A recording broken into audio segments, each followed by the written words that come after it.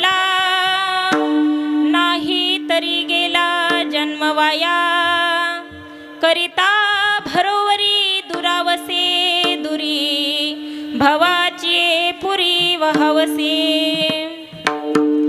काही नलगे एक भावची कारण काही नलगे एक भावची कारण तुका म्हणे आन विठोबाची करिता भरोवरी दुरावसे दुरी भवाची पुरी वहवसे महायोग पीठे तटे भीमरथ्या वरम पुंडरीकाय धातुं मुनींद्री समागत्य तिष्ठं तमानन्दकन्दं परब्रह्मलिंगं भजे पांडुरंगं पांडुरंगा करू प्रथम नमन दुसरे चरण संतांची त्यांच्या कृपादाने कथेचा विस्तारू बाबाजी सद्गुरु दास तुका जयांचे केलिया स्मरण होय सकळ विद्यांचे अधिकरण तेची वंदू श्री चरण श्री गुरूंचे ते नमस्कारोनी आता अलंकापुरी रम्य सिंहासनस्थं पदं भोज तेजस्फुरद्वीक प्रदेशं विधीन्द्रादिदेवे सदा स्तूयमानं समाधिस्थमूर्तिं भजे ज्ञानदेवम् ॐ नमो ज्ञानेश्वराय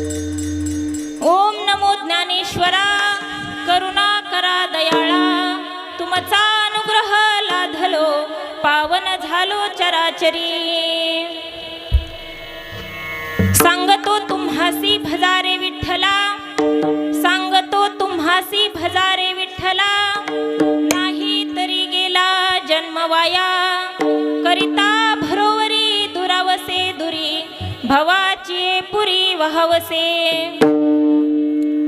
प्रस्तुत प्राप्त प्रसंगी कीर्तन रूपी सेवेकरिता घेतलेला अभंग संत श्रेष्ठ वैराग्य मूर्ती देहू निवासी संत सम्राट महाराष्ट्र भूषण श्रीमंत जगद्गुरु तुकोबाराय यांचा 3 चरणाचा उपदेश पर प्रकरणातील अभंग सेवेकरिता घेतला आहे विठ्ठल विठ्ठला विठ्ठला विठ्ठला विठ्ठला विठ्ठला विठ्ठला अभंग जगद्गुरु तुकाराम महाराजांचा आहे। या अभंगामध्ये जगद्गुरु तुकोबाराय तुम्हा आम्हाला तुमच्या आमच्या हिताचा उपदेश करतात. तुकाराम महाराज म्हणतात, मी तुम्हाला सांगतो की तुम्ही विठ्ठलाला भजा. मग लोक म्हणले, महाराज आम्ही विठ्ठलाला नाही जर भजलं तर काय होईल? तर तुकोबाराय म्हणले, तुम्ही जर विठ्ठलाला नाही भजले तर तुमचा जन्म वायाला जाईल. मग लोक म्हणले, महाराज आम्ही संसारिक आहोत, आमच्या संसाराची एकदा का भरोवरी झाली की आम्ही परमार्थ करायला मोकळे. मग तुकाराम महाराज म्हणले, तुमच्या संसाराची भरोवरी कधीही होणार नाही, आणि जेवढी तुम्ही संसाराची भरोवरी कराल तेवढं देवापासून दूर जाल. मग लोक म्हणले, महाराज तुम्ही देवाचं भजन करायला सांगता, त्यासाठी आमच्याकडे कोणताही गुण नाही. त्यावेळेस तुकोबाराय म्हणले, त्या विठ्ठलाला भजण्यासाठी कोणताही गुण लागत नाही, एक मात्र भाव लागतो.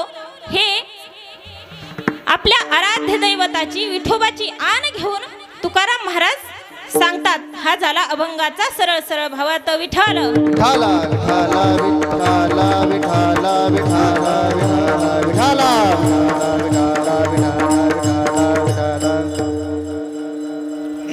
चिंतनाकडे वळण्या अगोदर अल्पसा परिहार द्यायचा तो असा, आपल्या या अंगलगाव गावामध्ये चालत असलेला अखंड हरिनाम सप्ताह आणि या सप्ताहातील 6व्या दिवसाची कीर्तन रूपी सेवा मला सर्व अंगलगावचे समस्त गावकरी मंडळी यांच्यातर्फे, तसेच श्री भक्त पारायण गोविंद महाराज खंदारे यांच्याकडून प्राप्त झाली. ह्यांनी मला सेवा दिली, याबद्दल त्यांचे मनापासून धन्यवाद देते. तसेच आता ज्यांनी चाल गायली असे असणारे श्री हरी भक्त पारायण राम महाराज, तसेच माझे पतिदेव श्री हरी भक्त पारायण हनुमंत महाराज खवल, गावातील सर्व भजनी मंडळ, श्रोते सज्जन मायबाप, टाळकरी विनेकरी, आणि ज्यांचं यूट्यूब चॅनल आहे त्याचं नाव आहे आनंद कीर्तनाचा, आणि या चॅनल मधून ते सर्व जनतेला कीर्तनाचा आनंद देतात, त्यांनाही मनापासून धन्यवाद देते. सर्व टाळकरी विनेकरी सर्वांच्या चरणावर नतमस्तक होते आणि सेवेला सुरुवात करते. विठ्ठल विठाला विठाला विठाला विठाला विठाला विठाला विठाला.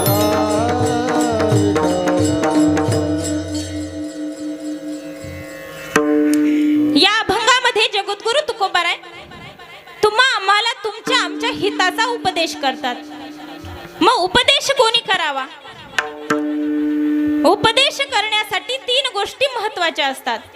उपदेश करण्यासाठी पहिली गोष्ट म्हणजे त्याच्याकडे अधिकार पाहिजे, दुसरी गोष्ट म्हणजे अनुभव पाहिजे, आणि तिसरी गोष्ट म्हणजे जो कोणी आपल्याला उपदेश करणार आहे तो उपदेश आपल्या हिताचा असला पाहिजे.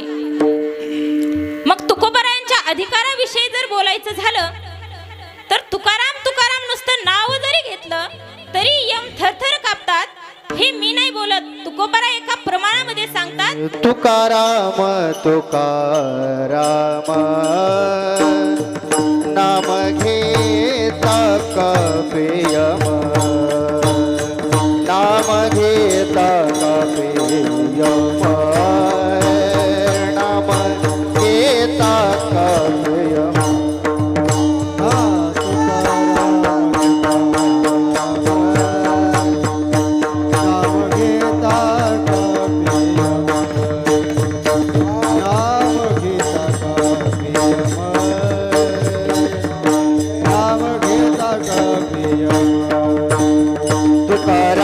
तुकाराम नाम घेता कपेयम, तुकाराम तुकाराम नाम घेता कपेयम. धन्य तुकोबा समर्थ देने केला हा पुरुषार्थ, धन्य केला हा पुरुषार्थ, देने केला हा पुरुषार्थ.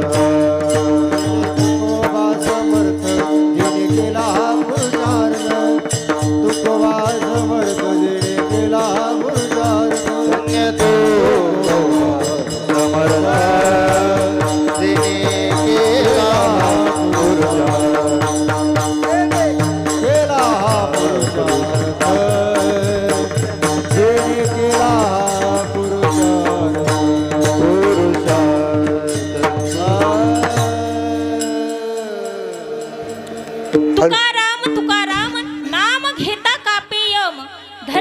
तुकोबा समर्थ जेने केला हा पुरुषार्थ.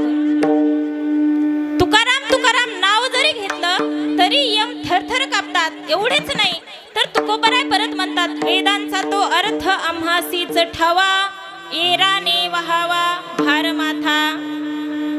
मग तुकोबरायांचा अधिकार काय सामान्य आहे का? तुकोबराय म्हणतात, वेदांचा अर्थ आम्हाला विचारा, बाकीच्याने ओझं वाहण्याचं काम करा. तुकोबरायांना लोकांनी खूप त्रास दिला, अनेक संतांना लोकांनी त्रास दिला. मग तुकोबरायांचे कट्टर शत्रू असणारे रामेश्वर शास्त्री यांनी तुकोबरायांच्या वह्या इंद्रायणीत बुडवायला सांगितल्या. एवढंच नाही तर दगड बांधून त्या वह्या इंद्रायणीच्या डोहात बुडवल्या गेल्या. त्यावेळेस तुकोबरायांनी इंद्रायणीच्या काठावर उपोषण मांडलं. 13 दिवस त्यांनी उपोषण मांडलं आणि 13 दिवसानंतर सुद्धा त्या वह्या जसेच्या तसे कोरड्या निघाल्या. जळी दगडा सहित वह्या तारी येल्या जैशाला ह्या. 13 दिवसानंतर सुद्धा त्या दगडासहित बांधून टाकलेल्या ओव्या ते काव्य जसेच्या तसं कोरडं बाहेर निघालं. मग तुकोबरायांचा अधिकार सामान्य आहे का? मग याचंच वर्णन रामेश्वर शास्त्री करतात. तुकोबराय म्हणतात, जसा परमात्मा चराचरात व्यापलेला आहे तसे तुकोबराय मानवी जडजीवाच्या कल्याणासाठी तुकोबरायांनी केलेली ही लीला आहे. तुका भासला मानवी वेशधारी, परी हा लीला विग्रही निर्विकारी. स्वयं श्री हरी व्यापकु सर्व जीवा, तुका तोची तो हा परब्रह्म ठेवा. विठ्ठल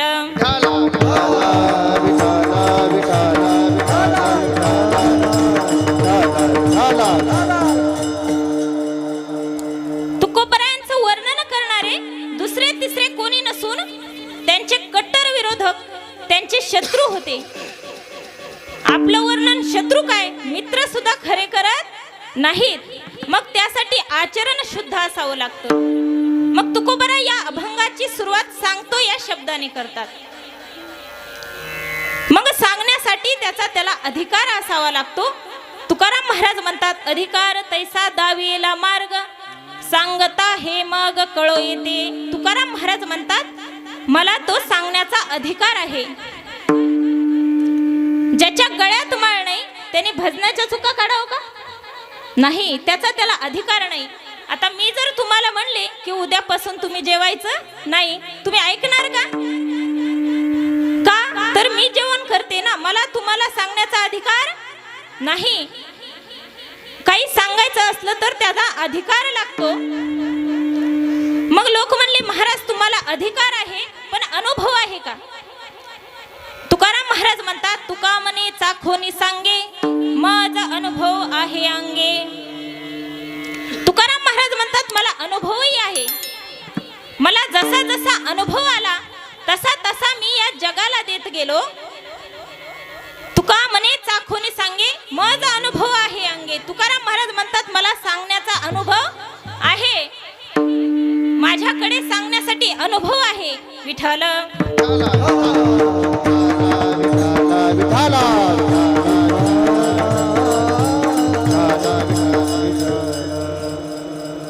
तुकाराम महाराज म्हणतात, सांगण्यासाठी अनुभव पाहिजे. तुका म्हणे येथे पाहिजे अनुभव, शब्दांचे गौरव कामा नये. तुकाराम महाराज म्हणतात, येथे सांगण्यासाठी अनुभव पाहिजे. नुसता शब्द ज्ञानाचा वापर करून उपयोग होत नाही. एका गावामध्ये एक डॉक्टर आपल्या कंपाऊंडर सोबत गावोगाव फिरायचा. आता फिरत असताना पहिला रस्ता जंगलातून जायचा होता. तो जंगलातून जात असताना त्या जंगलामध्ये एक उंटाचा मालक उंट चारण्याकरिता गेलेला होता. आता तो उंट उंच असतो म्हणून तो कवटाच्या झाडाची फांदी खात होता. आता कवटाच्या झाडाची फांदी खात असताना त्याच्या नरड्यात ते कवट अडकतं आणि हा डॉक्टर तिथून जात असतो. त्यावेळेस तो उंटाचा मालक त्या डॉक्टरला म्हणतो, डॉक्टर साहेब, माझ्या उंटाला बघा काय झालंय, तो व्याकुळ होऊन पडलाय. त्यावेळेस डॉक्टर म्हणतात, उंटाने अगोदर काय खाल्लं होतं? त्यावेळेस तो मालक म्हणतो, हा माझा उंट खात होता. त्यावेळेस डॉक्टरच्या लक्षात आलं की आता हा कवटाचा फांदी खात होता, मग याच्या नरड्यात कवट अडकलं असावं. मग त्यामुळे तो डॉक्टर म्हणला, मी याचं नरड्यातलं कवट काढून देईल, परंतु 500 रुपये घेईल आणि यासाठी घन आणि हातोडा लागेल. मग घन आणि हातोडा आणला आणि त्या डॉक्टरने हळूहळू ते कवट फोडलं आणि तो उंट व्यवस्थित झाला. आता हे सगळं तो कंपाऊंडर बघत होता. त्याला वाटलं, अरे हा डॉक्टर तर मला 500 रुपये महिना देतो आणि हा एक पेशंटचे 500 रुपये घेतो. मग आता आपणही काय केलं पाहिजे, डॉक्टर बनलं पाहिजे, ही नोकरी सोडून दिली पाहिजे. मग त्याने काय केलं, ती नोकरी सोडून दिली आणि स्वतः डॉक्टरचे कपडे घालून बॅग घेऊन निघाला. आता गाव फिरत असताना एका गावामध्ये एका म्हातारीचं नरड दुखत होतं. आता मग हा डॉक्टर तिथे गेला. हा नवीन होता. ह्याला वाटलं आता त्या उंटाचं, याच्या डोक्यात काय आलं, उंटाचं नरड दुखत होतं, तर त्या डॉक्टरने काय सांगितलं, घन आणि हातोडा आणा. मग आता हाही गेला आणि हा म्हणला त्याच्यासाठी घन आणि हातोडा लागेल. मग आता याने घन आणि हातोडा मागितला. बरं झालं त्या म्हातारीचं दैवयोग चांगलं होतं, त्यांच्या घरात घन आणि हातोडा नव्हता. मग ते घन आणि हातोडा आणण्यासाठी बाहेर गेले. तेवढ्यात तो पहिला डॉक्टर तिथे आला आणि म्हणला, अरे काय झालं. ते म्हणे, तुमचं इथं काही काम नाही. या म्हातारीचं नरड दुखतंय, जसं त्या उंटाचं दुखत होतं, त्यासाठी मी यांना घन आणि हातोडा आणायचं सांगितलं. ते म्हणले, अरे वेडा आहेस का तू, त्या म्हातारीचं नरड काय घनाने आणि हातोड्याने फोडतो का काय, मारतोस का काय त्या म्हातारीला. मग कोणतंही कार्य करत असताना त्याचा आपल्याला अगोदर अनुभव पाहिजे. जर अनुभवाशिवाय कोणतंही कार्य केलं तर काय होतं, फजिती होते. त्यामुळे तुकोबाराय म्हणतात, काय पाहिजे, येथे प्रत्यक्ष अनुभव पाहिजे. असा शब्द ज्ञानाचा किंवा दुसऱ्याचं बघून काही करण्यात अर्थ नाही. विठ्ठल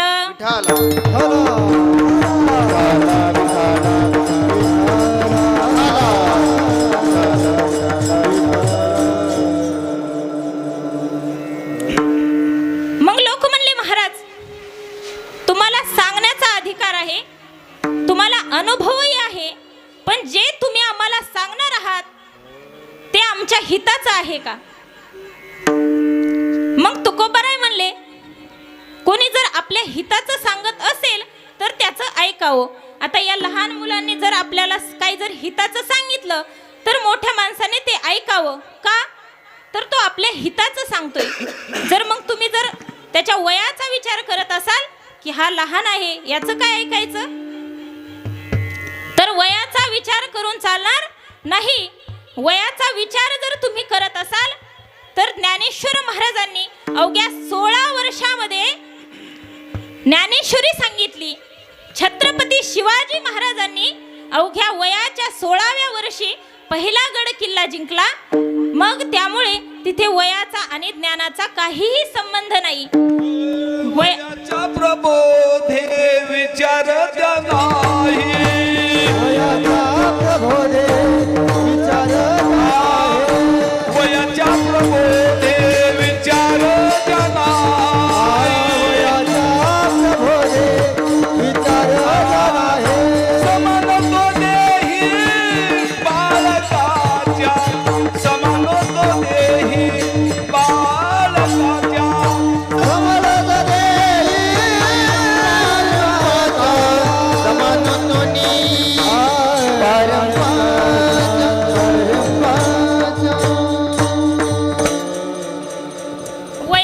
प्रबोधे विचार तो नाही, समान तो देई बालकाच्या.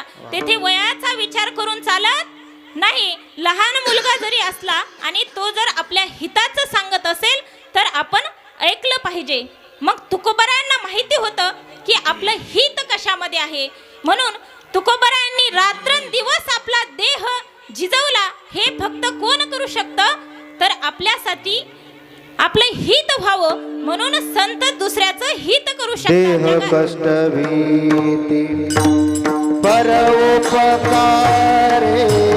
देह कष्ट भीती हा परोपकारे, देह कष्ट भीती परोपकारे.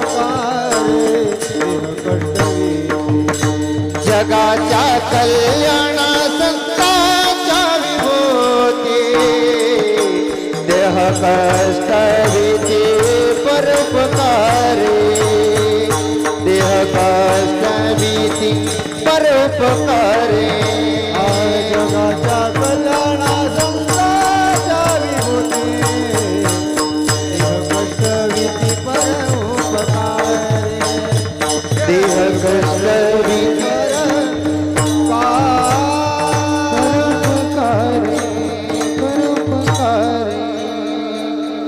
जगाच्या कल्याणा संताच्या विभूती देह कष्टविती परोपकारे हे फक्त कोण करू शकतं? संतच आपलं हित करू शकतात. तुकोबराय जे दुसऱ्यांना सांगायचे ते अगोदर स्वतः करायचे. नाहीतर दारूबंदीचा प्रचार करणारे काय करतात? आपण स्वतः दारू पितात आणि लोकांना उपदेश करतात दारू पिऊ नये, दारू चांगली नसते. मग एक अज्ञानी जीव जर दुसऱ्या अज्ञानी जीवाला काही शिकवत असेल तर त्याचा काही उपयोग नाही. एक भेटला तो 7 दिवसाचा उपवासी आणि दुसरा भेटला तो 14 दिवसाचा उपवासी. मला सांगा कोण कोणाची भूक निवारण करणार? करू शकतो का? नाही. एक दुःखी जीव दुसऱ्या दुःखी जीवाचं कल्याण करू शकत नाही. संत हेच कल्याणाचा मार्ग जगाला सांगू शकतात. तुकाराम महाराज म्हणतात ऐक रे जना तुझ्या स्वहिताच्या खुना. तुकाराम महाराज म्हणतात ऐका तुमच्या हिताचं मी तुम्हाला सांगतो. जो आमच्या जवळ येत नाही त्याला आम्ही हका मारून सांगतो.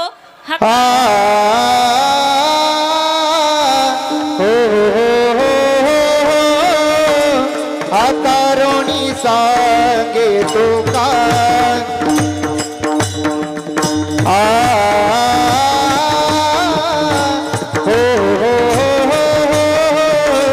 हातारोणी सांगे तुका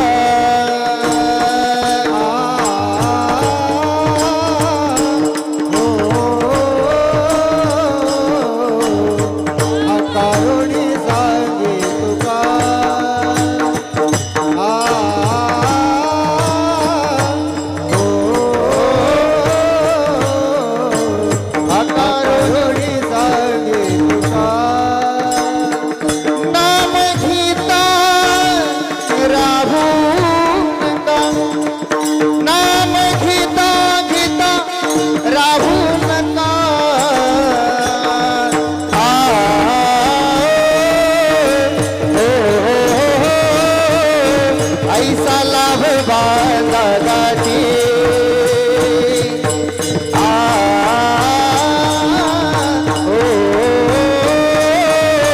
ऐसा लाभ बांधागाची नाम घेता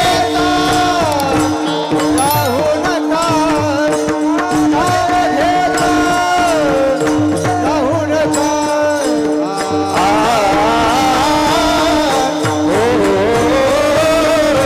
ऐसा लाभ बांधागाठी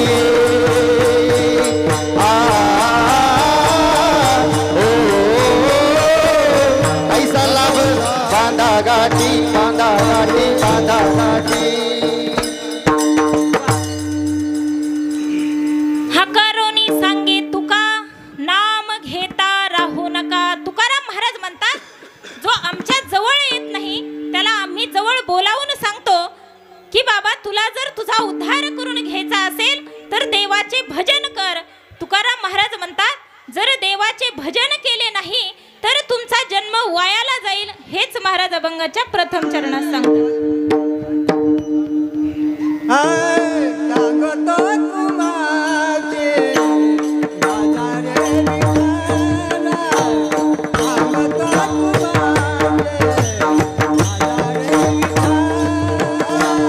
सांगतो तुम्हासी गजारे विठ्ठला सांगतो तुम्हासी गजारे विठ्ठला सांगतो तुम्हासी गजारे विठ्ठला सांगतो तुम्हासी गजारे विठ्ठला सांगतो तुम्हासी गजारे विठ्ठला सांगतो तुम्हासी गजारे विठ्ठला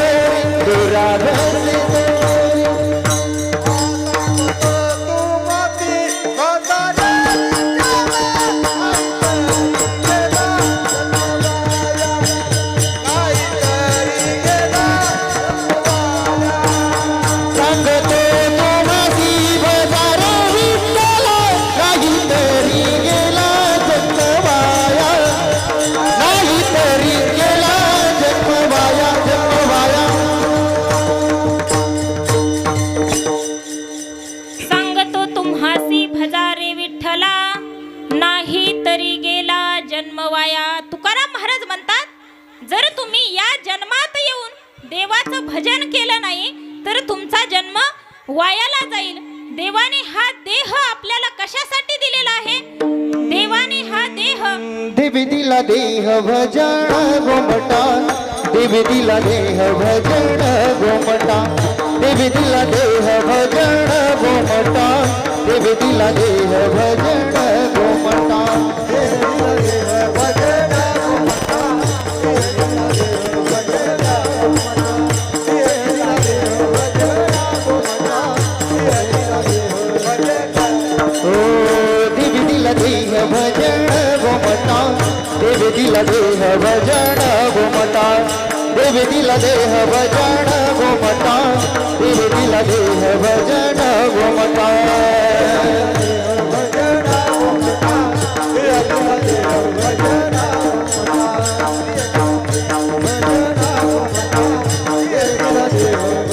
गोमटा, तो या झाला फाटा बाधिकेचा, बाधिकेचा, तो या झाला फाटा बाधिकेचा, बाधिकेचा, तो या झाला फाटा बाधिकेचा, बाधिकेचा,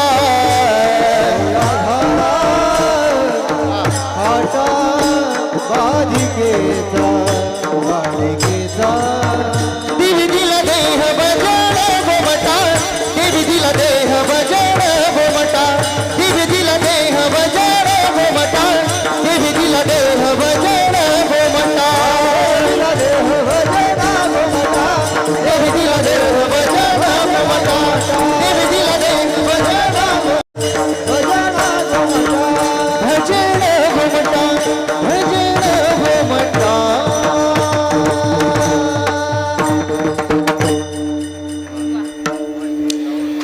देवे दिला देह भजना गोमटा, तोया झाला फाटा बाधिकेचा.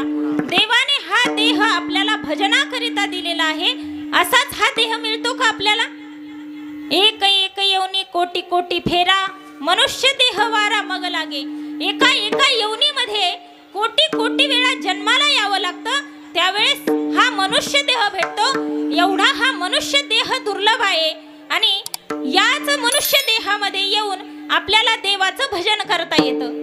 दुसऱ्या कुठल्याही प्राण्याच्या जर जन्माला आपण गेलो तर आपल्याला तेथे भजन करता येतं का? नाही. याच देही येऊनी नरदेहा विचारावे सार, येऊनी नरदेहा विचारावे सार, येऊनी नरदेहा विचारावे सार, देह विचारावे सार, येऊनी नरदेहा विचारावे सार, येऊनी नरदेहा विचारावे सार, येऊनी नरदेहा विचारावे सार, येऊनी नरदेहा विचारावे सार, धरावा पैधीर भजन मार्गी, धरावा पैधीर भजन मार्गी, येऊनी नरदेहा विचारावे सार, येऊनी नरदेहा विचारावे सार, येऊनी नरदेहा विचारावे सार, येऊनी नरदेहा विचारावे सार. येवोनी नरदेहा विचारावे सार. मग याच देहात आपल्याला देवाचं भजन करता येतं. दुसऱ्या कुठल्याही जन्मात आपल्याला देवाचं भजन करता येत आणि नाही. कहे मग नाण नाही कोठे, आणि कहे नाण नाही कोठे, आणि कहे नाण नाही कोठे, आणि कहे याच देही घडे देवाचे भजन, याच देही घडे देवाचे, हो याच देही घडे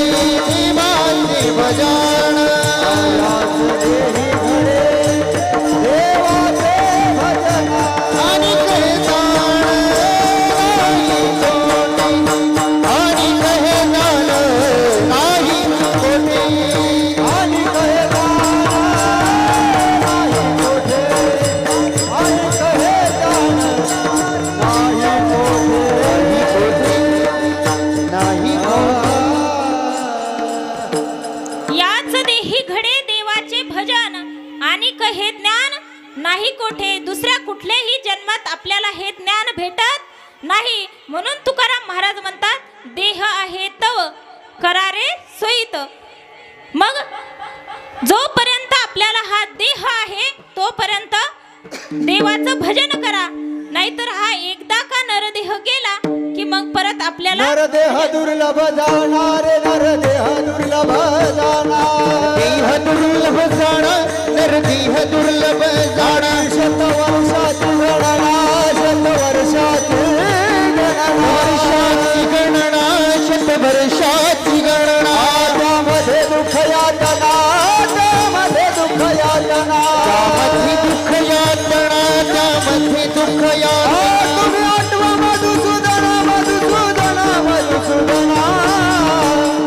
वासुदेव वासुदेव म्हणा, तुम्ही वासुदेव वासुदेव म्हणा, वासुदेव वासुदेव म्हणा रे, तुम्ही वासुदेव वासुदेव म्हणा. वासुदेव म्हणा रे, तुम्ही वासुदेव वासुदेव म्हणा, वासुदेव वासुदेव वासुदेव म्हणा, तुम्ही वासुदेव वासुदेव म्हणा म्हणा.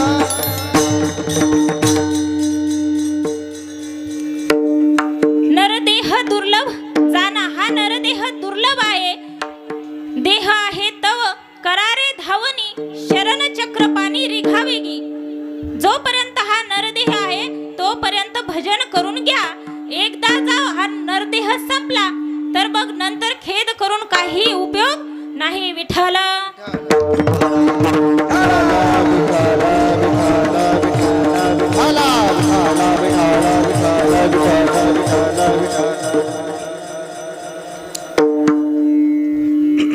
एकदा डोंगराळ भागामध्ये एक शेळ्या आणि मेंढ्या चारणारा मेंढपाळ शेळ्या चारण्याकरिता गेला.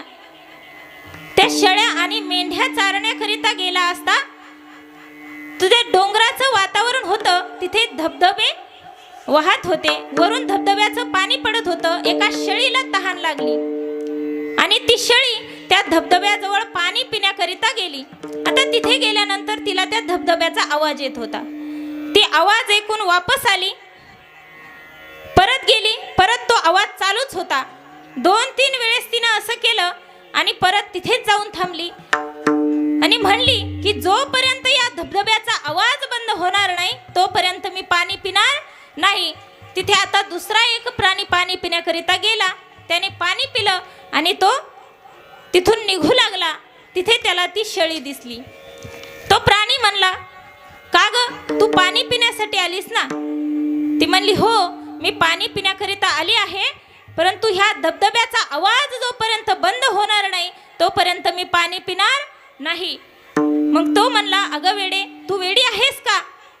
या धबधब्याचा आवाज ज्या दिवशी बंद होईल त्या दिवशी तुला इथे पाणी पिण्याकरिता राहणार नाही. म्हणून तुकाराम महाराज म्हणतात, देह आहे तव करारे धावनी, शरण चक्र पाणी रिघावेगी. मग जोपर्यंत हा देह आहे तोपर्यंतच त्या देवाचं भजन करा, नंतर त्याचा काहीही उपयोग नाही. विठ्ठल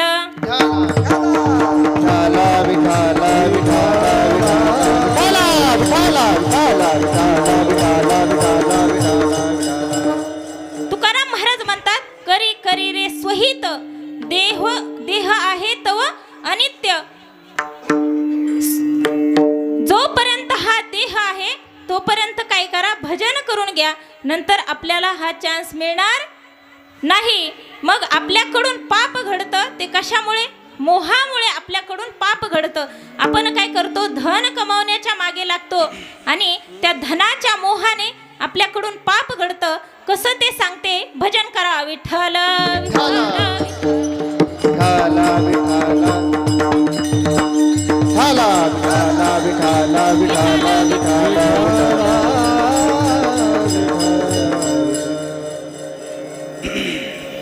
एका गावामध्ये असंच मोठं देवीचं मंदिर होतं आणि त्या देवीच्या मंदिरामध्ये एक साधू महाराज आले होते. त्यांना उशीर झाला म्हणून त्या मंदिरात ते मुक्कामाला थांबले. आता त्या मंदिरामध्ये मुक्कामाला थांबले. जसं आपण देवाच्या मंदिरामध्ये दररोज दर्शनाला येतो तसं त्या देवीच्या मंदिरामध्ये त्या गावातील सगळे लोक दर्शनासाठी यायचे. मग हे साधू महाराज तिथे बसलेले होते. होते, त्या गावात एक वेश्याबाई होती. ती सुद्धा दररोज देवीच्या दर्शनासाठी यायची. मग ती त्या दिवशी दर्शनासाठी आली आणि तिने देवीचं दर्शन घेतलं. मग तिला ते साधू महाराज दिसले. मग ती म्हणली, आता या साधू महाराजांची मोठी लांब दाढी वाढलेली आहे, कमंडलू हातामध्ये आहे, भगवे कपडे घातलेले आहेत. मग हे कोणीतरी मोठे साधू तपस्वी, यांचा वेदशास्त्रांचा अभ्यास झालेला असेल. मग ती त्या साधू महाराजांजवळ गेली आणि ती त्या साधू महाराजांना म्हणली, साधू महाराज, मी तुम्हाला एक प्रश्न विचारते, विचारू का? साधू महाराज म्हणले, विचार. त्यावेळेस ती म्हणली, माझ्या मनात किती दिवस झाले एक प्रश्न आहे की पापाचा बाप कोण आहे, मला तुम्ही त्याचं उत्तर द्या. त्यावेळेस त्या साधू महाराजांना काही त्याचं उत्तर येत नव्हतं. मग साधू महाराजांनी काय केलं, काहीही बोलून तो वेळ घालवून नेला. पण ती बाई खूप हुशार होती. तिने काय केलं, तिने डोकं लावलं. ती म्हणली, तुम्ही काय करा साधू महाराज, माझी अशी इच्छा आहे की तुम्ही माझ्या घरी जेवायला यावं. त्यावेळेस आता साधू महाराजही मुक्कामाला होते. साधू महाराजांना वाटलं, चला आपल्याला कोणीतरी जेवायला बोलवते. मग ते साधू त्या वेश्येच्या घरी जेवायला गेले. आता ती वेश्या खूप हुशार होती. तिला माहिती होतं आपल्या घरी आल्यानंतर आपण एकटीच दिसणार आणि या साधू महाराजांना कळणार की हे वेश्येचं घर आहे. म्हणून तिने काय केलं, एक मोठं ताट भरून धन, माणिक, मोती, पैसे सगळं काय केलं, त्या ताटामध्ये भरून ठेवलं आणि तिने ते आणलं आणि साधू महाराजांना म्हणली, साधू महाराज, हे तुमच्याकरिता आहे. मग आता साधू महाराजांच्या मनात प्रश्न येतात. ते ताट साधू महाराजांना दिसत होतं. आता साधू महाराज म्हणले, आपण जर इथे नाही थांबलं तर हे ताट आपल्याला भेटणार नाही. मग तिने जेवायचं ताट आणलं आणि साधू महाराज जेवायला बसले. आता जेवायला बसल्यानंतर साधू महाराजांनी एक दोन घास घेतले. पण साधू महाराजांच्या मनात होतं, जेवावं की नाही जेवावं, जेवावं की नाही जेवावं, आणि जर नाही जेवलं तर हे ताट आपल्याला भेटणार नाही. म्हणून साधू महाराजांनी एक दोन घास घेतले आणि तेवढ्यात ती बाई म्हणाली, साधू महाराज, माझी अशी इच्छा आहे की तुम्ही माझ्या हातचा एक तरी घास खावा. आता साधू महाराज म्हणले, ही काय भानगड झाली, या वेश्येच्या घरी येऊन इथे आलो, अन्न ग्रहण करून इथे केलं आणि आता ही तिसरी पाप करण्याची वेळ आली. पण आता साधू महाराज नाविलाजाने हो म्हणले आणि साधू महाराजांनी तोंड उघडलं. त्या बाईने हातात घास घेतला आणि साधू महाराजांच्या तोंडाजवळ नेला आणि जमिनीवर टाकला. आणि ती म्हणाली, साधू महाराज, मला आता कळलं की पापाचा बाप कोण आहे. तुम्ही जे हे सगळे पाप केले ते कशामुळे केले, धनाच्या लोभामुळे. तुम्हाला ते ताट दिसत होतं म्हणून तुम्ही पाप केले. मला आता कळलं की पापाचा बाप मोह आहे. विठ्ठल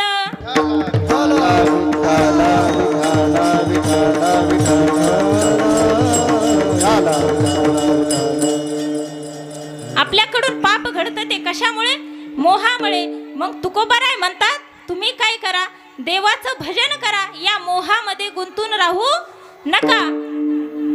मग लोक म्हणले, महाराज, आम्ही संसारिक आहोत, आमच्या संसाराची एकदा भरोवरी झाली की आम्ही काय करू, देवाचं भजन करू. तुकाराम महाराज म्हणले, तुमच्या संसाराची भरोवरी कधी होणार नाही आणि जेवढी तुम्ही भरोवरी करायला जाल तेवढे तुम्ही देवापासून दूर जाल. हेच महाराज करिता भरोवरी दुरावसी दूरी, करिता भरोवरी दुरावसी दूरी, करिता भरोवरी दुरावसी दूरी, करिता भरोवरी दुरावसी दूरी, करिता भरोवरी दुरावसी दूरी, करिता भरोवरी दुरावसी दूरी, करिता भरोवरी दुरावसी दूरी, करिता भरोवरी दुरावसी दूरी. भवाची अपुरी, भवाची अपुरी,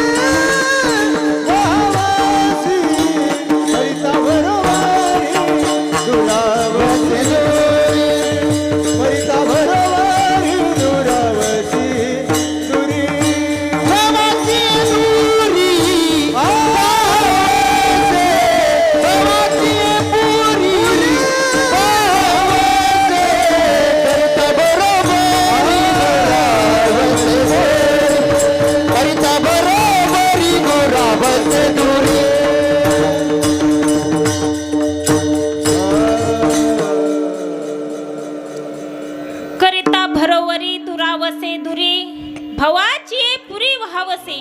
तुकाराम महाराज म्हणले तुमच्या संसाराची भरोवरी कधी होणार नाही आणि तुम्ही जेवढी भरोवरी करायला जाल तेवढे देवापासून दूर जाल. मग या संसारात कसे राहावे तर तुकाराम महाराज म्हणले संसारी असावे असोनी नसावे. आलित कमळ आजळी जैसे आलित कमळ आजळी जैसे कमळ आजळी जैसे आलित कमळ सत्यवादी तरी संसार सफळ आलित कमळ आजळी जैसे आलित कमळ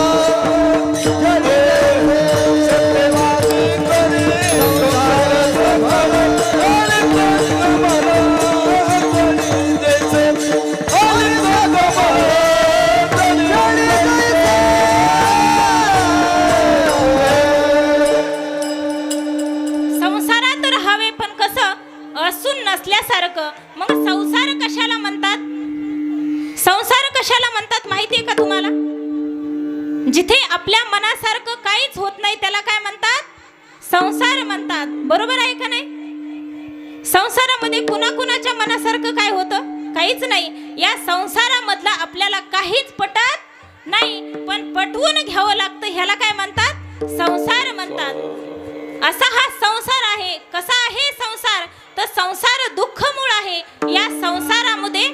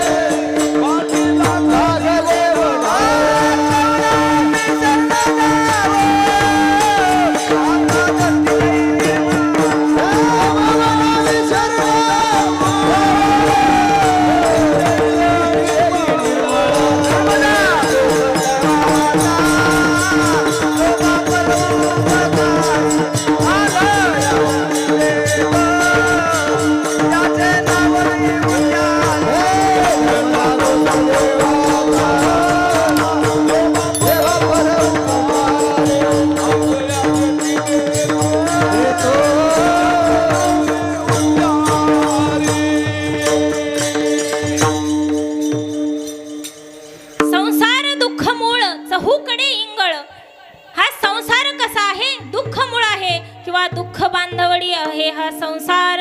सुखाचा विचार नाही कोठे. या संसारामध्ये कुठेही सुखाचा विचार नाही. या जगामध्ये भगवंताशिवाय आपलं दुसरं कोणीही नाही. या जगात बहीण भाऊ कोणीच कोणाचं नाही.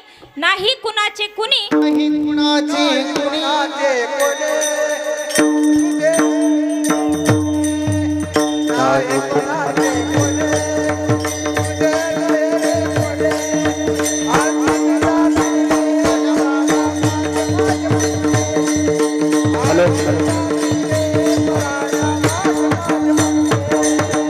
अंतिम जासिली कोम प्राण्या माझे माझे म्हणूनी. अंतिम जासिल एकल प्राण्या माझे माझे म्हणूनी. बहीण कुणाची भाव कुणाचा कोण कुणाची सगळी सोयी रे. बहीण कुणाची भाव कुणाचा कोण कुणाचे सगळे सोयी. हो बहीण कुणाची भाव कुणाचा कोण कुणाची सगळी सोयी रे. बहीण कुणाची भाव कुणाचा कोण कुणाचे सगळे सोयी रे. गेल्या मागे सर्व राहिले तुटतील धागे दोरे. सर्व राहिले तुटतील धागे दोरे. प्राण्या मायेचा बाजार प्राण्या मायेचा बाजार. राजा मायेचा बाजार प्राण्या मायेचा बाजार. नाही कुणाचे कुणी तुझे नव्हे रे कोणी. हो नाही कुणाचे कुणी तुझे नव्हे रे कोणी. अंतिम सासिल एकल प्राण्या माझे माझे म्हणून. हो अंतिम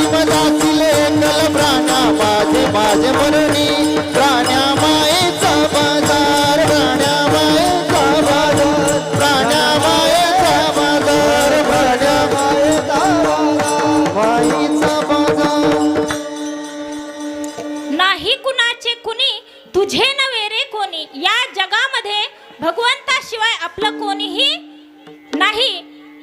मग राजा जरी असला, तो कितीही धन संपत्ती त्याने कमवली तरीही तो सोबत घेऊन जाऊ शकत नाही. एक सिकंदर राजा होता, त्याची कथा अशी सांगतात. तो राजा एवढा बलाढ्य, एवढा धनवान होता की त्याला जिंकण्याकरिता एकही देश राहिलेला नव्हता. एवढी धन संपत्ती त्याच्याकडे होती. आणि तेवढं ऐश्वर्य सुख भोगत असताना तो एक दिवस एवढा आजारी पडला.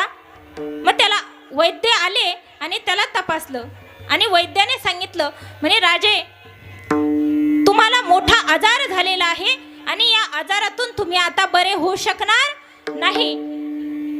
मग राजा म्हणला, तुला माहिती आहे का मी कोण आहे? मी राजा आहे म्हणे. राजा, माझ्याकडे किती धनसंपत्ती आहे तुला माहिती आहे का?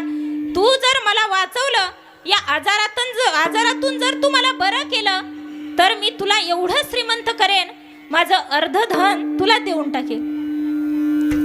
पण तो वैद्य म्हणला, राजे, याचा अंतकाळी काहीही उपयोग होत नाही. तुम्ही मला कितीही जरी धन दिलं तरी मी तुम्हाला या आजारातून बरं करू शकणार नाही. त्यावेळेस राजाला कळालं की आपल्याकडे कितीही धनसंपत्ती असली तरीही त्याचा काहीही उपयोग नाही. मग त्या राजाने त्या प्रधानाला सांगून ठेवलं. आपल्या प्रधानाला सांगितलं, मी ज्यावेळेस माझी अंत्ययात्रा तुम्ही काढाल, त्यावेळेस मला ज्यावेळेस तुम्ही माडावर बांधाल त्यावेळेस माझे हात असे बाहेर ठेवा आणि एका हाताला सैन्य आणि एका हाताला मी सगळं जे काही धन कमावलं आहे ते तुम्ही ठेवा आणि माझी तशी अंत्ययात्रा काढा. मग आता असं बोलून राजा मरण पावला. आणि त्या प्रधानाने जशी राजाने अंत्ययात्रा काढायची सांगितली होती तशीच त्या प्रधानाने अंत्ययात्रा काढली. आणि ती अंत्ययात्रा जात असताना समोरून एक थोर साधू पुरुष येत होते. ते आपल्या शिष्यासमवेत समोरून येत असताना त्यांनी बघितलं की राजाची प्रेत यात्रा चालली. मग त्यातला एक शिष्य म्हणला, गुरुजी बघा म्हणे, सिकंदरने जे काही कमवलं आहे ते सगळं तो सोबत घेऊन जात आहे. आणि सोबतच घेऊन जात नाही तर आपले हात असे बाहेर ठेवून सगळ्या जगाला दाखवत आहे की मी जे काही धन कमावलं आहे ते मी सगळं सोबत घेऊन जात आहे. त्यावेळेस ते गुरुजी म्हणले, नाही अरे बाळा, तो सिकंदर आपल्याला हे दाखवून देत नाही की मी जे सगळं काही धन कमावलं आहे ते सगळं सोबत घेऊन जात आहे. तर सिकंदर आपल्याला हे सांगत आहे, बघा मी जे काही धन कमावलं आहे ते सगळं इथेच राहतंय आणि मी मोकळ्या हाताने जात आहे. तुका म्हणे ज्याची संपदा ये होळी, सांगते कवडी गेली नाही, सांगते कवडी गेली नाही. तुका म्हणे ज्याची संपदा ये होळी, सांगते कवडी गेली नाही, सांगते कवडी गेली नाही. तुका म्हणे ज्याची संपदा ये होळी,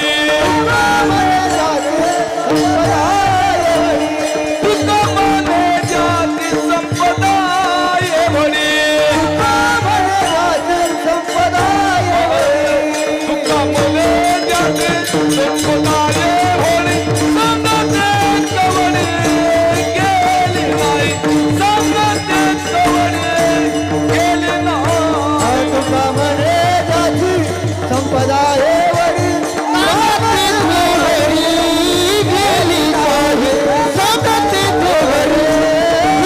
सांगते कवडी गेली नाही. तुका म्हणे त्याची संपदा केवढी, सांगा ते कवडी.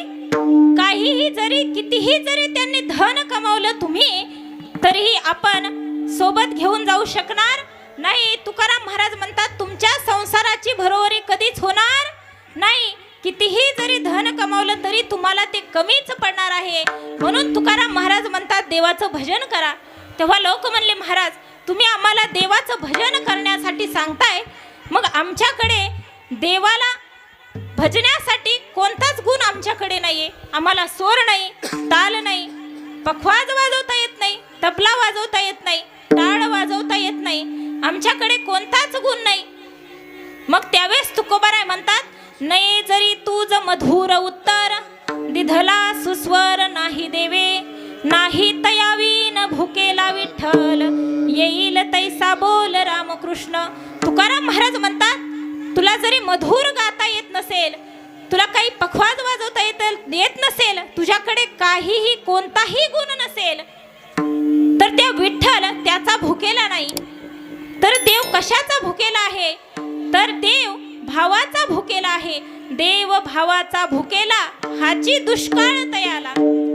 देव फक्त आणि फक्त भावाचा भुकेला आहे.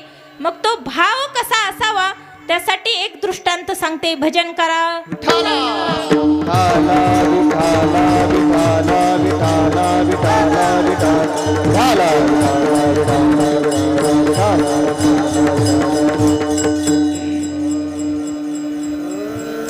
त्या देवाला भजण्यासाठी फक्त आणि फक्त भाव लागतो. एका गावात एक बाई होती आणि तिला 4 सुना होत्या. किती? 4 सुना होत्या आणि एकच मुलगी होती. त्या मुलीचं लग्न झालं आणि ती लांब सासरी नांदण्यासाठी गेलेली होती. आता ह्या माथारी एक दिवस मरण पावली आणि ह्या 4 सुना जवळ होत्या. मग आता यांना प्रश्न पडला, सासूबाई वारली, आता रडायचं कोणी? आता ह्यांना प्रश्न पडला, रडायचं कोणी? मग आता 4 जणींना विचार केला, आता कोण रडणार? तर 4 जणी म्हणल्या, काय करायचं? आता एक जणींना अर्धा तास रडायचं. आता त्यांनी ठरवलं 4 जणींना अर्धा तास रडायचं. मग त्यांनी जसं ठरवलं, एक रडायला लागली. रडताना कशा रडत होत्या? तोंडात अशा पदर घालायच्या, माय असं करायच्या आणि तोच पदर डोळ्याला लावायच्या. म्हणजे काय? तर लोकांना दिसलं पाहिजे. यांच्या डोळ्यातून पाणी येत नव्हतं, पण ह्या काय करायच्या? लोकांना दिसण्यासाठी रडू लागल्या. असं 4ही करायच्या. मग त्याच्यासाठी त्यांच्या मनात आता सासूबाई मेली म्हणून आनंद होत होता, परंतु हे जगाला दाखवून द्यायचं होतं काय, की आम्ही सासूबाईसाठी रडतोय. सासूसाठी रडे सासूसाठी रडे सोना भावांतरीचा भिन्ना, भावांतरीचा भिन्ना, भावांतरीचा भिन्ना. सासूसाठी रडे सोना भावांतरीचा भिन्ना, भावांतरीचा भिन्ना, भावांतरीचा भिन्ना. याला काय म्हणतात? सासूसाठी रडे सून, भाव अंतरीचा भिन्न. असा भिन्न भाव देवाला चालत नाही. तर भाव कसा असावा त्यासाठी सांगतात की ज्या वेळेस आपली आई मरण पावते आणि त्या सासरी गेलेल्या मुलीला कळतं की आपली आई मरण पावली, आणि हे जेव्हा त्या मुलीला कळतं त्यावेळेस ती मुलगी गावच्या येशीपासून रडत येते. तिला रड म्हणण्याची गरज लागत नाही. आणि ती कशी रडत असते? तर एकविध प्रेम भावाने ती आपल्या आईसाठी रडत असते. तिला रड म्हणण्याची गरज लागत नाही. आईसाठी रडे लेक, भाव अंतरीचा एक. आईसाठी मुलगी रडते. तिचा भाव कसा असतो? तर निर्मळ भाव असतो. आणि असा निर्मळ अंतकरणात शुद्ध भाव देवासाठी ठेवावा. आणि त्यामुळे देवाला नुसता भाव लागतो. असा जर निर्मळ अंतकरणातून तुम्ही जर देवाचं भजन केलं तर तुमचा जन्म वायाला जाणार नाही. तुकोबाराय आपल्या आराध्य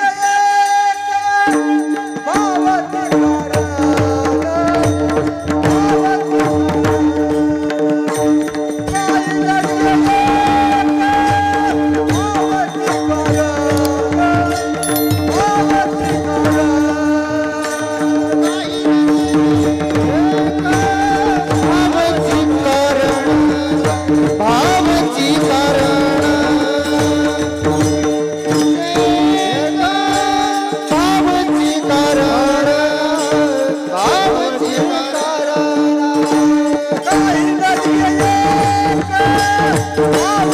कारण, भावची कारण.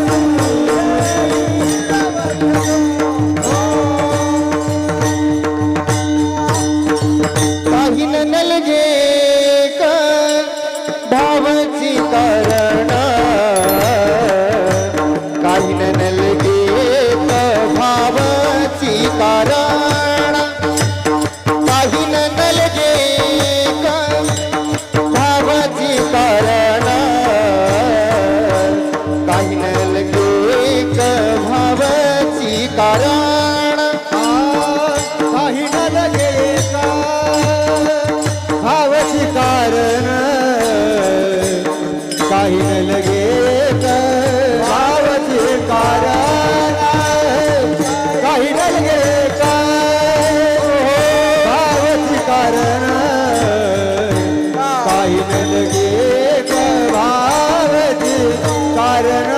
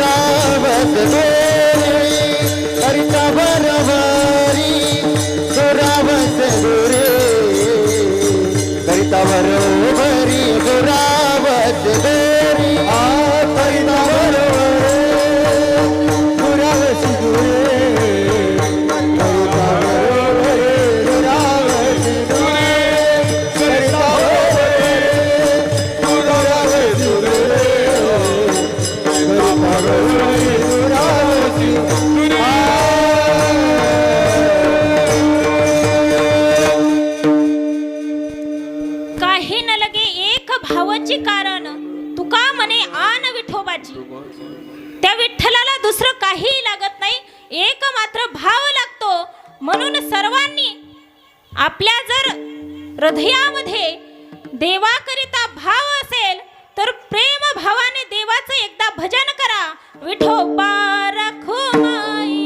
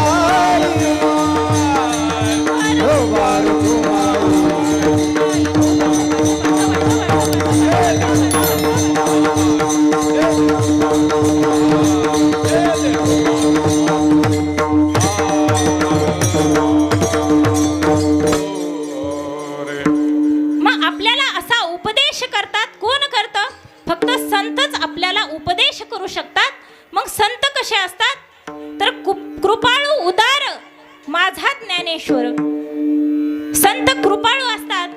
मग नारदजी एकदा पृथ्वीवर भ्रमण करत असताना नारदजींना एक डुकराचा परिवार गटारामध्ये लोळत असताना दिसला.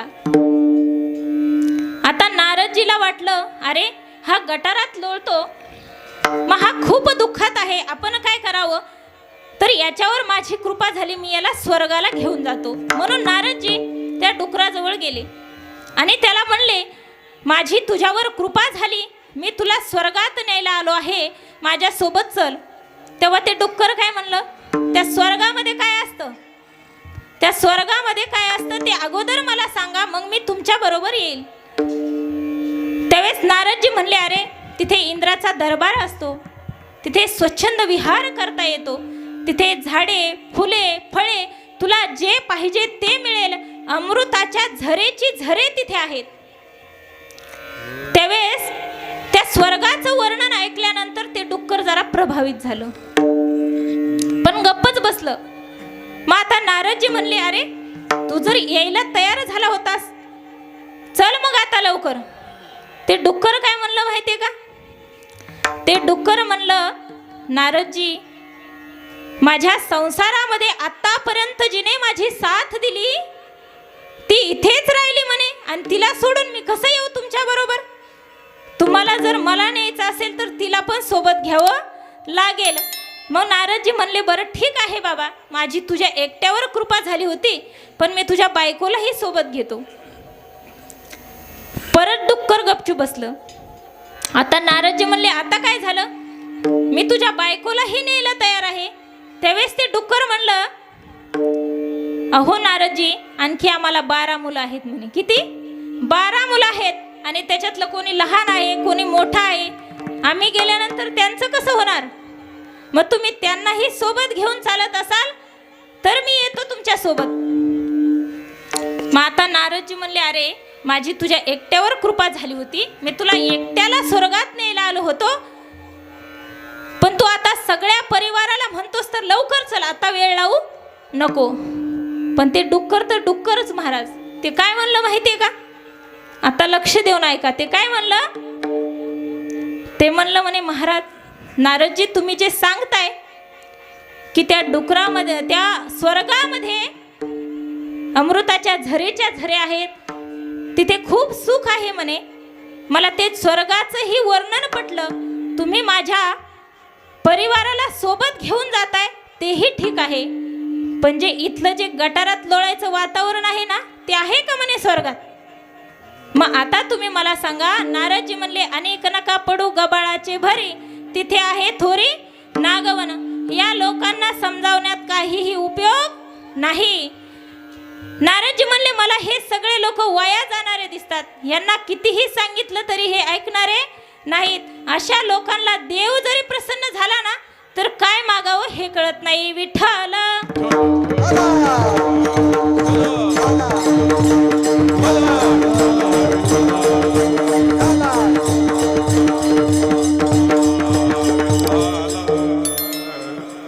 आता तुम्हाला जर देव प्रसन्न झाला तर तुम्ही देवाला काय मागाल?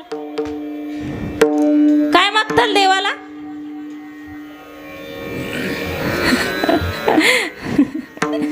काहीच मागणार नाही. 2 शेजारी होते बघा. 2 शेजारी होते. त्यांच्या दोघांची अशी कट्टर दुश्मनी होती. ह्याने ट्रॅक्टर आणलं की तो ट्रॅक्टर आणायचा, ह्याने गाडी आणली की तोही गाडी आणायचा, ह्याने बंगला बांधला की तोही बंगला बांधायचा. आता याच्याकडे पैसे जरी नसले ना तर हा व्याजाने काढायचा, पण त्याने जे आणलं तेच आणायचा.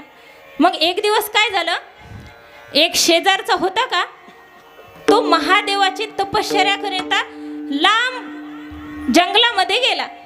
आता ह्याचा तो कुठे चालला की याचा डोळा त्याच्यावर असायचा. हा कुठे चाललाय, आज काय करतोय, त्याच्यावर लक्ष देऊन असायचा.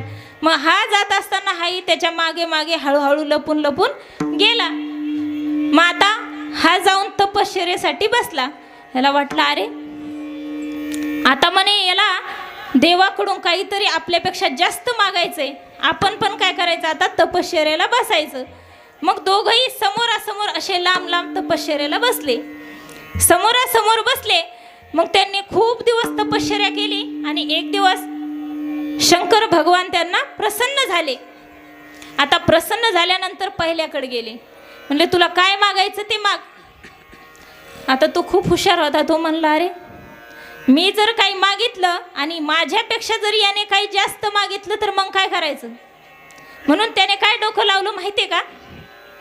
तो म्हणला, प्रभू काय करा, माझ्या समोर जो बसलेला आहे ना तोही माझ्या सोबतच तपश्चर्याला बसलेला आहे. मग अगोदर तुम्ही त्याच्याकडे जा आणि त्याला मागा. त्याला जे मागायचंय का ते तुम्ही त्याला अगोदर द्या.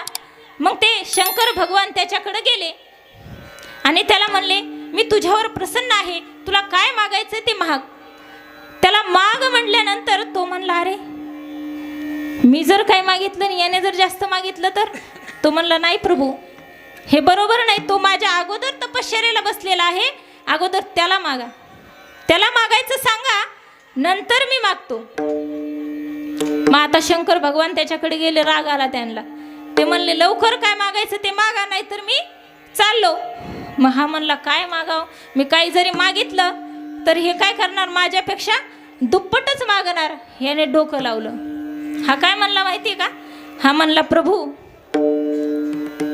माझा एक डोळा, एक हात आणि एक पाय गळून पडू द्या. मग आता शंकर भगवानने तथास्तु म्हटलं आणि दुसऱ्याकडे गेले. मग आता हा म्हणलं त्याने काय मागितलं असावं, त्याने काहीतरी जास्तच मागितलं असावं, आपण काय मागायचं. त्यावेळेस हा म्हणला प्रभू तुम्ही त्याला जे दिलं त्याच्यापेक्षा दुप्पट मला द्या म्हणे. मग भगवान शंकर तथास्तु म्हटले आणि निघून गेले. मग याचे 2 हात, 2 पाय आणि 2 डोळे गळून पडले आणि दोघालाही दुःख भोगावं लागलं. महाराज अशा लोकांना देव जरी प्रसन्न झाला तरी काहीच उपयोग नाही. मग तुकाराम महाराज म्हणतात अशा लोकांच्या नादी लागून काही उपयोग नाही. आपण कितीही जरी सांगितलं तर हे ऐकायला तयार नाहीत. विठ्ठल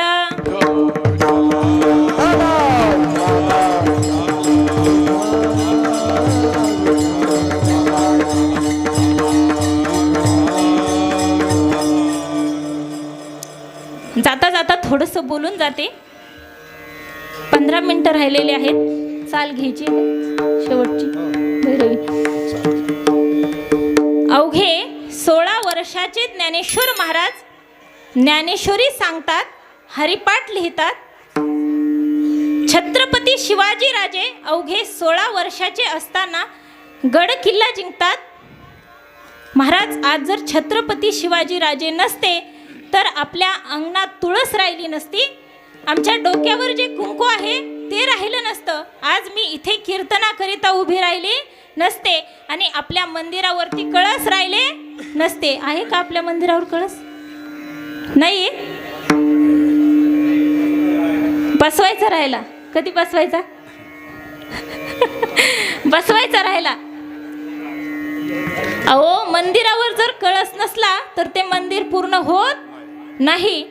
आता हनुमान जयंती आलेली आहे, तुम्ही सगळे बसवणार का कळस?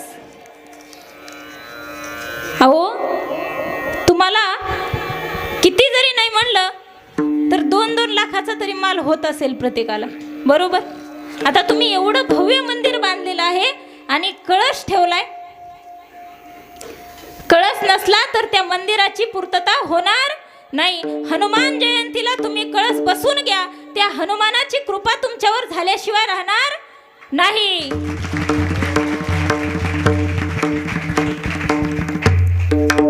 आपल्याला जर एक वेळ जेवायला नसलं तर आपल्याला कसं वाटतं? कोणाला खाऊ का काय असं वाटतं. अहो तुम्ही एवढं मोठं भव्य मंदिर बांधलं, त्या कळसाला किती पैसे लागणार आहेत? तसे तुम्ही सगळे धनवान आहात. प्रकाश महाराज बेनकर आपले समाधी सोहळ्याच्या निमित्ताने सप्ताह करतात, तर सगळे गावातले तरुण तिथे मनोभावे माऊलींची सेवा करतात. तुमच्या गावात माऊलीचं मंदिरही आहे.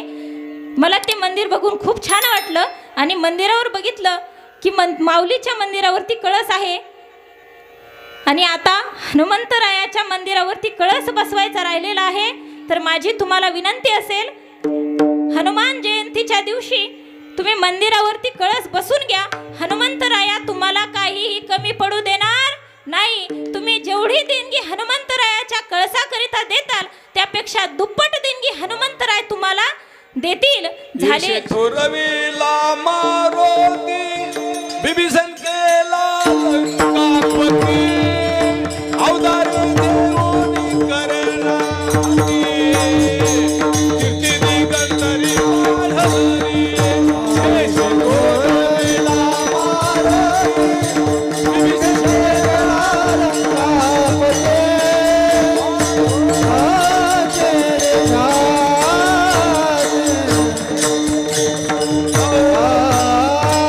थोरविला मारुती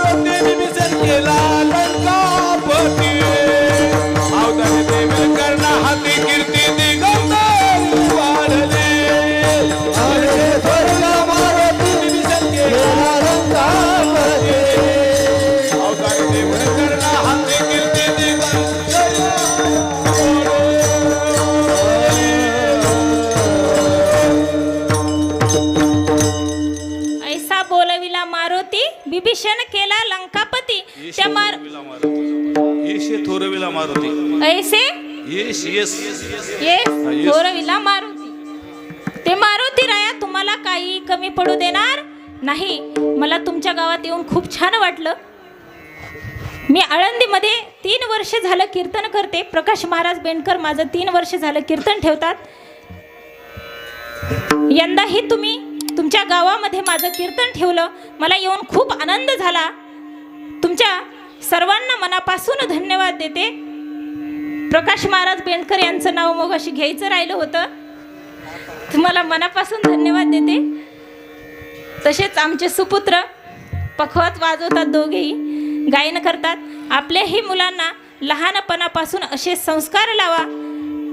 पखवाज, गायन, हरिपाठ त्यांना थोडं का होईना, ज्ञानेश्वरीच्या दररोज 5 ओव्या का होईना महाराज वाचायला लावा.